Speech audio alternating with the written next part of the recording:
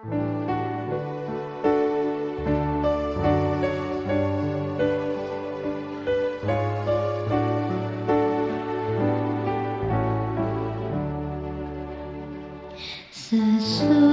malam fajar mereka bersama Yesus, surga mulai.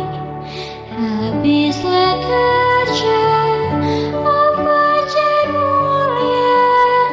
Sesudah malam hari bermain.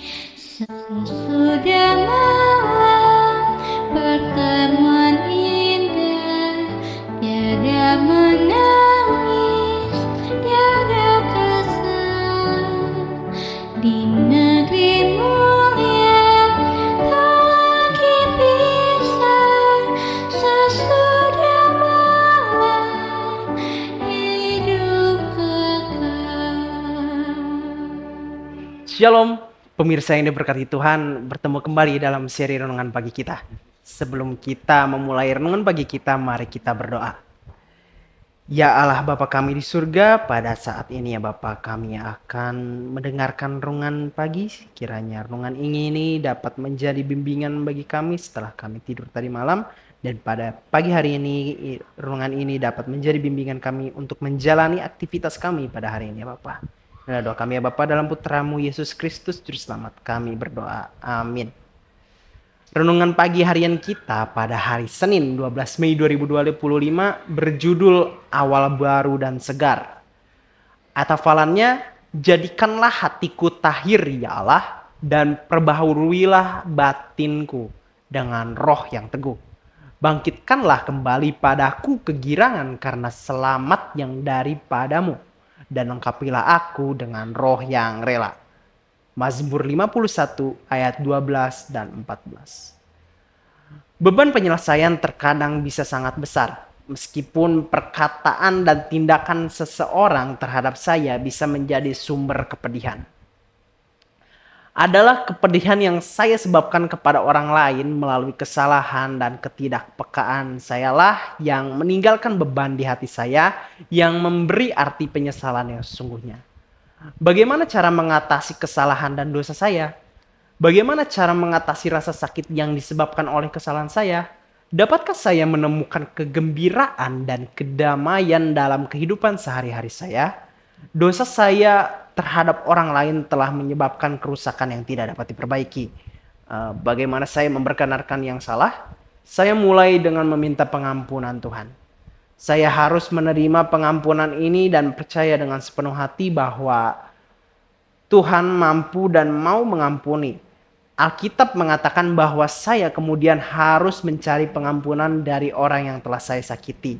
Memperbaiki sesuatu menjadi benar mungkin tampak mustahil, tetapi saya harus mencari pengampunan dan melakukan semua yang saya bisa untuk memperbaikinya.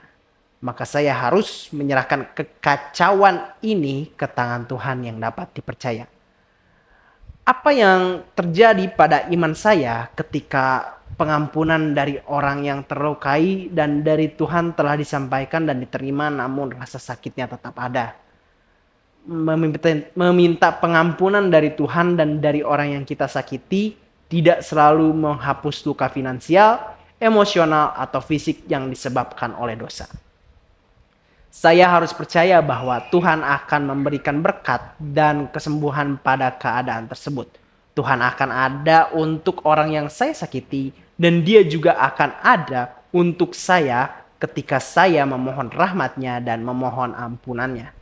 Setiap hari saya menyerahkan kehancuran hidup saya ke tangan Tuhan dan memohon kegembiraan dan kepercayaan diri untuk hidup.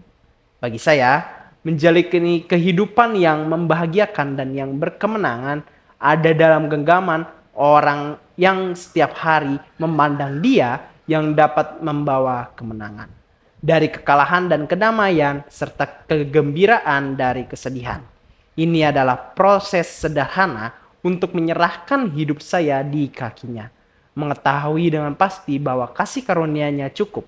Saya percaya bahwa dengan memandang Kristus, dan kasih-Nya kepada saya dapat berjalan dalam kebaruan hidup setiap hari saya memilih untuk menempatkan hidup saya dalam kehidupan orang-orang yang saya telah lukai dalam pemeliharaannya dan mengetahui dengan kepastian mutlak bahwa suatu hari nanti Tuhan akan dengan murah hati memberikan kepada anak-anaknya awal yang baru dan segar. Jika Anda merasa menyesal atas sesuatu yang telah Anda lakukan, mungkin hari ini adalah saatnya untuk meminta pengampunan dan merasakan sukacita dari hati yang bersih. Herman Hart.